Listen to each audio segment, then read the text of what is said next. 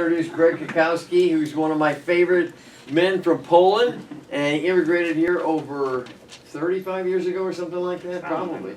Yeah, came to work for American Express and changed them, turned it around from not a very profitable company, but a very profitable company in the IT field. He's been in Jacksonville probably 12 years or 15 years or something like that. 4, 5. 4 or 5. Okay. Feels like 15 Yeah, it years. feels much longer actually. Greg Counsel, and he's got his business card to give you, and but he knows the internet. He's written 4 books. I can't name them all 4, but he can tell you what they are. But he teaches at UNF. He's a consultant at businesses and has helped transform different companies to be more effective in the marketplace. So he's a neat guy, and he's been involved in Wise Counsel, so he knows a little bit about what this is all about. And so let's give him a big round of applause. Thank you. Thank you, John. Thank you. Thanks for the invitation. It's my pleasure to be here. What I want to do is to share with you latest and greatest what I see the opportunities to make money with the software without having to be a programmer, in business and different types of businesses where I see the market going. And one of the tremendous advantages, especially to small businesses, that you can have infrastructure of a Fortune 500 company for about $200 per month, if you know what you're doing and if you're starting fresh. Because if you have some legacy systems, it's always something. But if you, let's say you start completely from scratch today, completely new business, you can have unbelievable infrastructure day one. Challenge is that, and very inexpensive, something that would be millions of dollars even 15 years ago. So I will talk about what's the impact of it and how to make money on it. Just because something is available doesn't necessarily mean it's easy to implement. And so this is what I was going to talk about.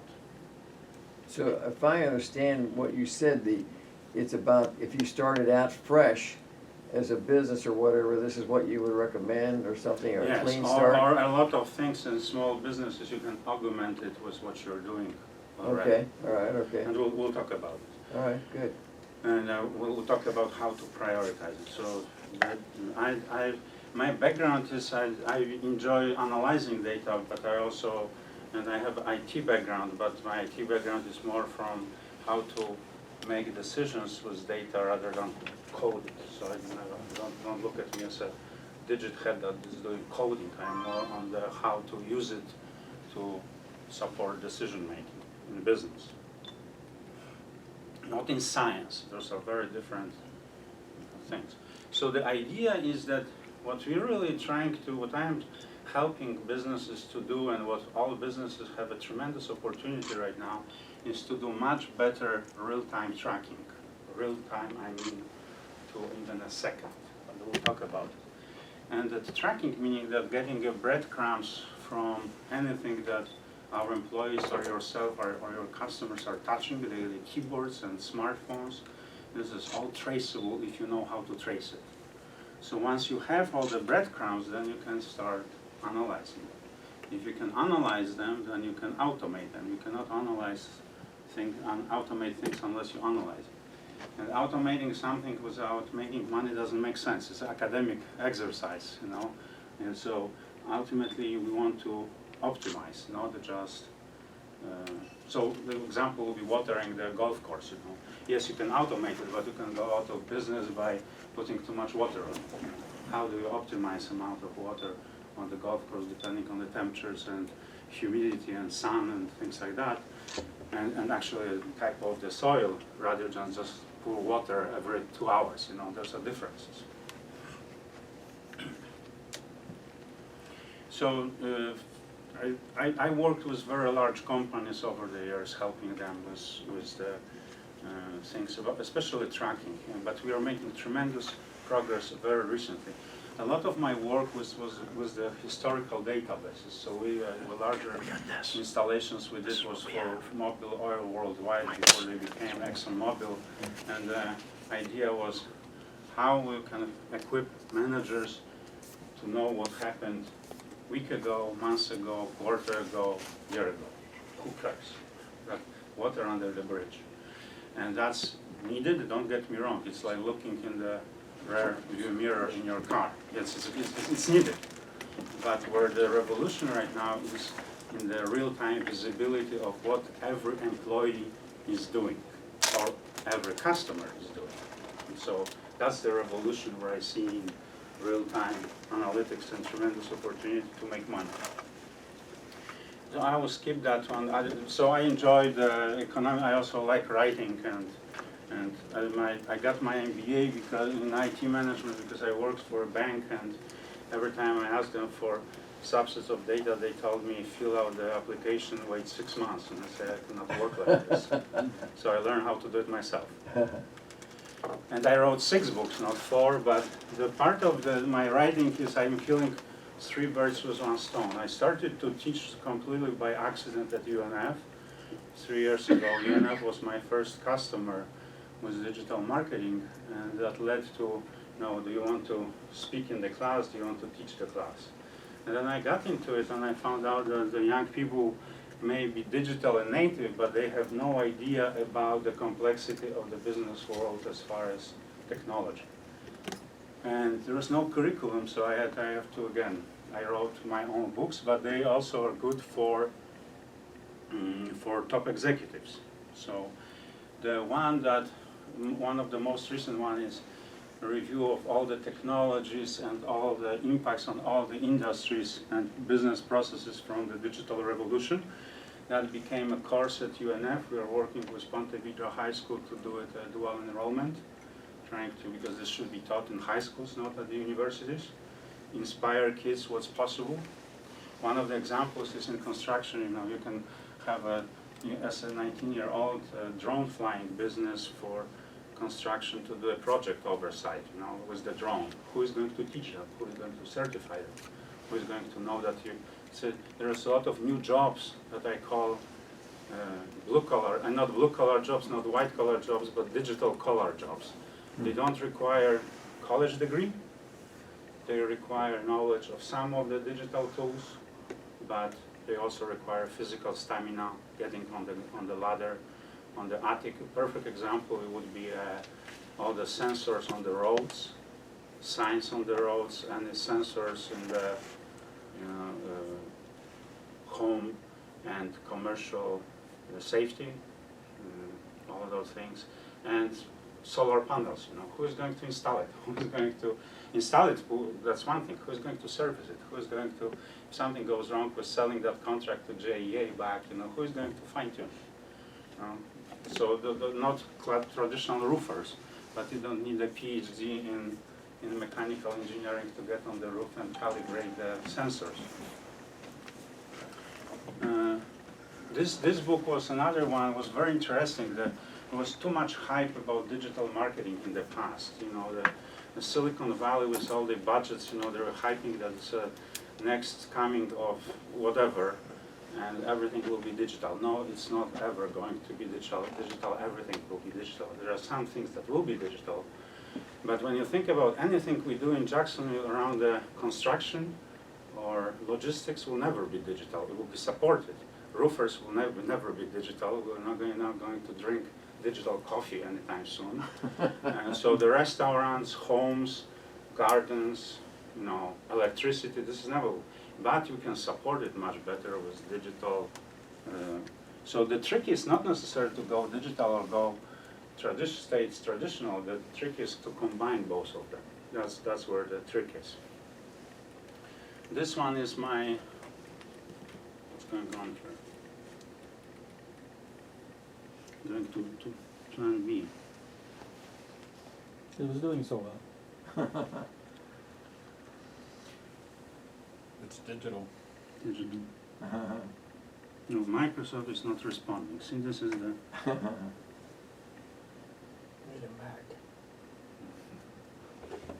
Hold on. This is amazing. Why would not do that? I don't know, but we'll recover quickly. And the idea is I will be talking about so we don't waste time. My books are around how to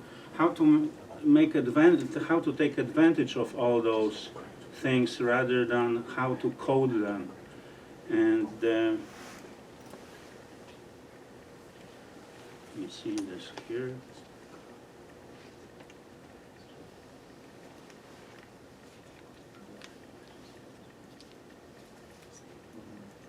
That was an ultimate one. At the end of the day, you will have so much data that the only way to make money is to analyze it. You know, that's the word, and make sure that what you're doing is what needs to happen.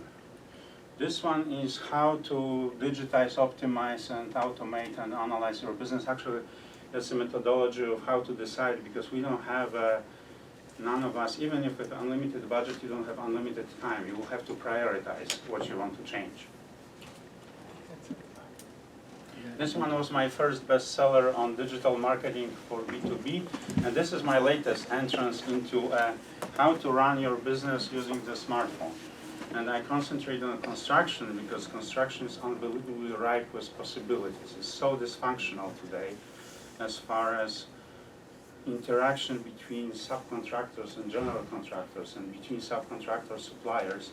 It's a very rich target for automation with smartphones. Because if you give the right software to your field people and to your suppliers, you can have a real-time visibility where everything is. And that's worth a lot of money. Okay? And that also ties to the supply chain. Today, believe it or not, in construction, they're wasting a lot of money waiting for trucks delivering something, and they don't know whether the truck will arrive in an hour or in 3 hours. And guess what? That's a lot of money waiting when your crew is there.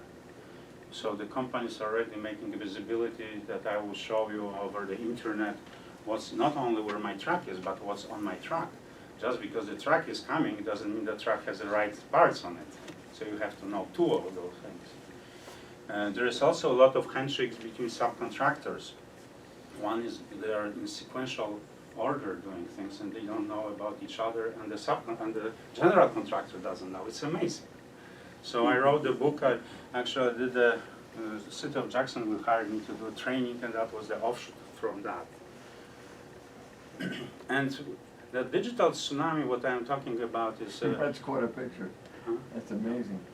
It's an unbelievable progress in the digital technologies. I think I shared it with you, but you know, we have a more computing power right now on our smartphones that we had when we went to moon and back and forth today.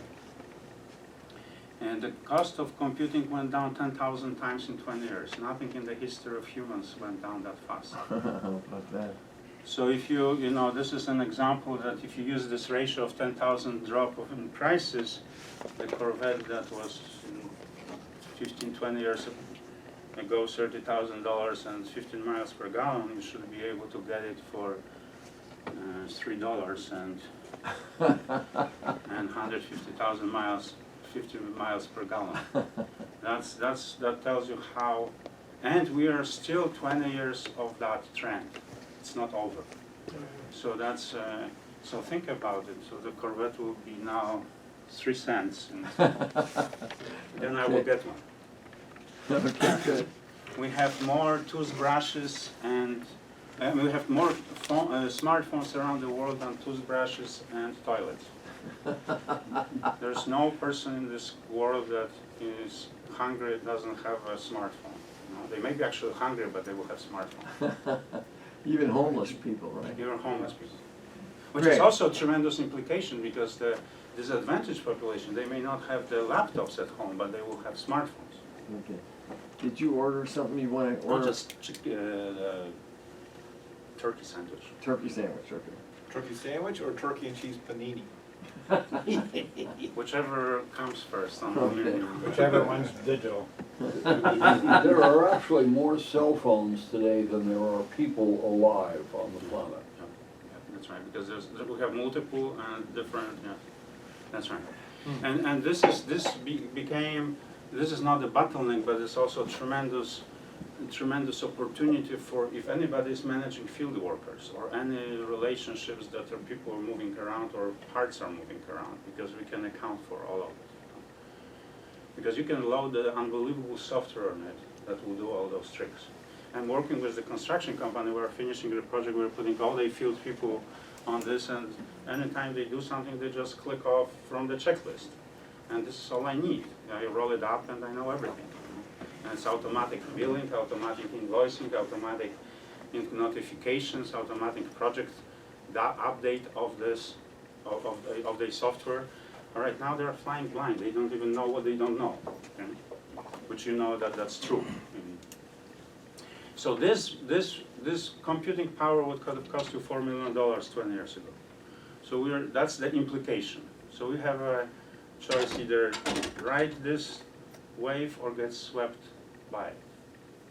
Are we going to get swept by it? I don't think so, unless you are a completely pure digital play, like music or e-commerce. You're probably not going to be swept away. Like I said, the roofers are not going to go out of business. They're not going to get Uberized, you know, or restaurants are not going to get. But however, how they manage it, and how they manage their costs, and how they manage their marketing, will be a differentiator. You know, it will help them a lot. Especially, I sometimes think that in some businesses, especially in construction, it's not necessarily marketing. Marketing is done on the golf course and through whining and dining and knowing that somebody in the city council. That's marketing. You don't need digits for it. But where you can make tremendous amount of money is by saving money in your operations. You know. So for some businesses, it's a marketing. For some businesses, it's operation. For some of them, it's a combination. You know, and it really depends on the types of business. So what's going on? Now I will translate it to to something that is tangible. We have unbelievable progress in software technologies, both in hardware and software, but really it translates to software. We can do more with software. And when you think about software, it's nothing but a tool that allows you to do things faster. The software by itself doesn't do anything.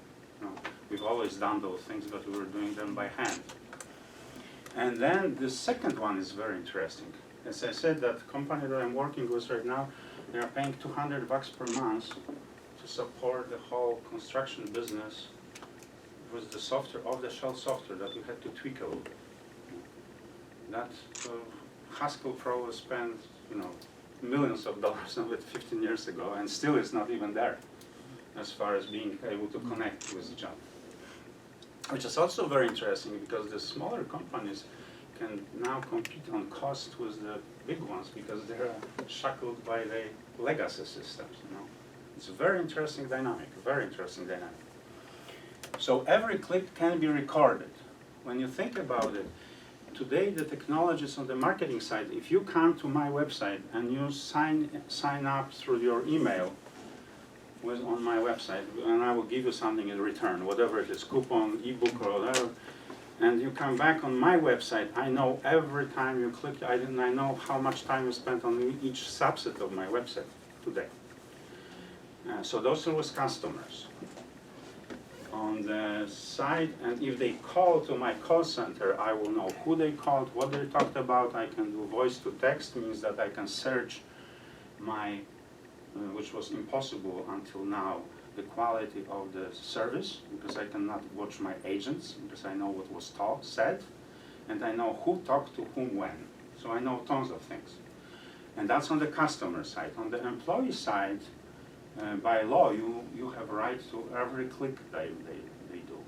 And when you think about it, most of the jobs that are not manual go through keyboards or go through smartphones. All of it's traceable.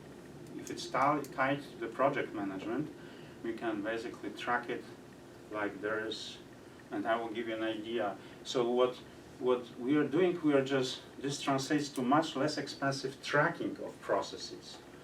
And not necessarily, let's not even think about all this digital and not digital. This is the end of the road. This is where the benefit is. Right, right.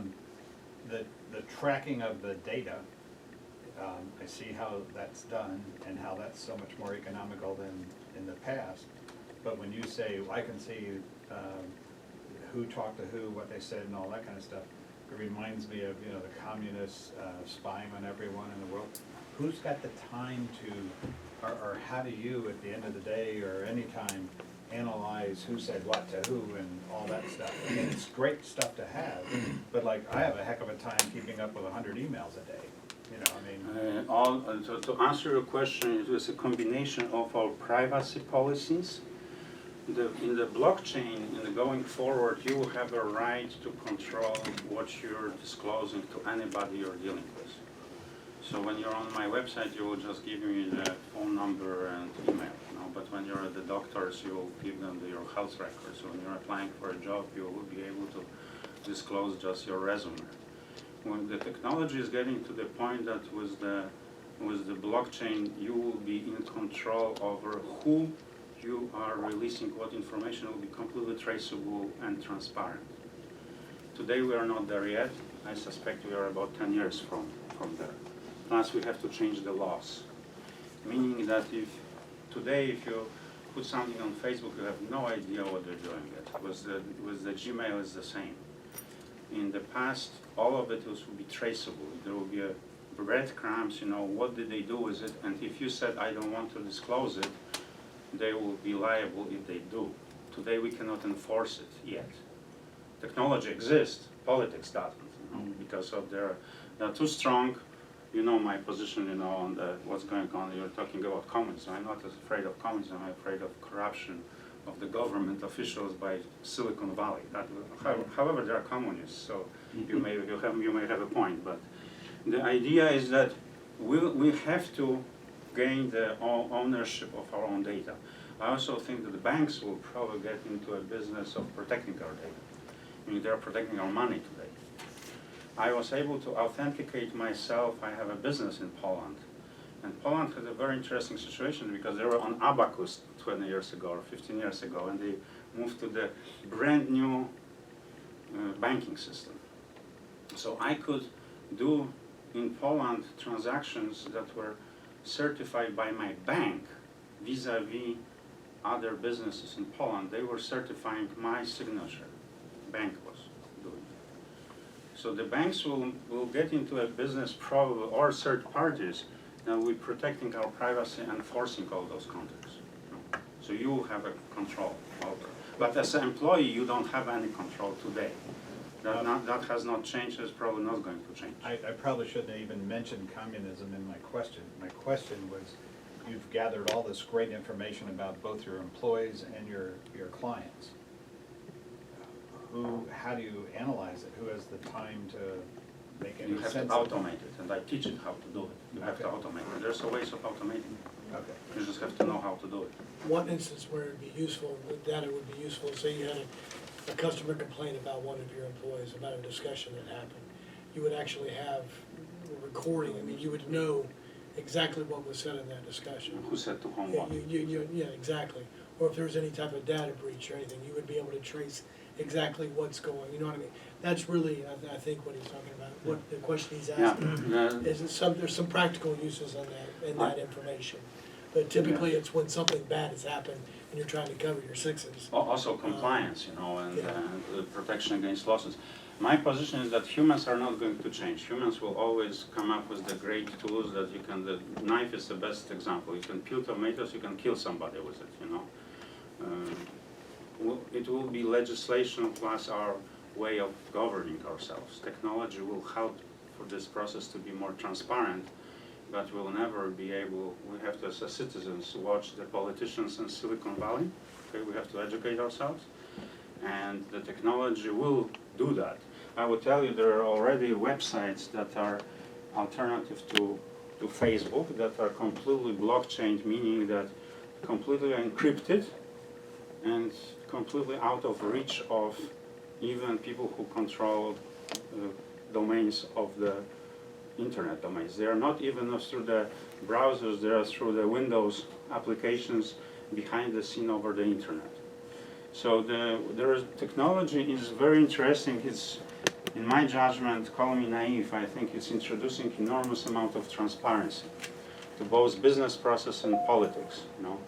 And so I'm not afraid of, I think you have a valid concern and question, but I'm not necessarily concerned about this. If anything, we're tightening the ownership of the data that we can handle. We are still not there yet, don't get me wrong. There's still a lot of abuse. But what you do with this data, then it's really, this is where a lot of jobs will be actually. This is what UNF is doing. We beefed up analytics department in order to teach more students to do exactly that, because there are no skills right now how to do it. So did I answer your question? Yeah. So this is, if you think about, this is very good for all of us, for any business, to know more in real time. Imagine in any of your business if you knew in real time what every employee is doing. What value of this has. And I will give you an example. This is nothing new. You know about FedEx tracking. Pizza delivery is tracking. You know when they put it in the oven. Nothing new. The pizza has been around for as long as Italy was around. And nothing new. But they track it. They tell you that it went out of the oven and when the driver is delivering. That's actually Domino's, but okay. Communist. This was how we tracked advertising. Now we are tracking advertising. If I click on this ad, the Chevy will pay $2 to Google, and I can buy $60,000 truck for $2. In the past was, you advertise on it, you don't even know who bought it what. That's tracking when you think about it. This is also tracking from this to new. This is 12-inch integrated thing in new Ram 1500. It's amazing what this can do. I would just buy Ram just for this. Forget about the track. However, track is also very impressive. So I don't know how we weren't all lost before we had GPS. we were. We were. Oh, we were. There's a lot of bad words that were spoken Look at it. on the Just stop road. and ask for directions. I know My head gonna be in the way. Real men never ask for directions. A lot of marriages are saved for GPS. This one, we're talking about Big Brother. Think about your tracker today. You're already on GPS and now you're on ELD.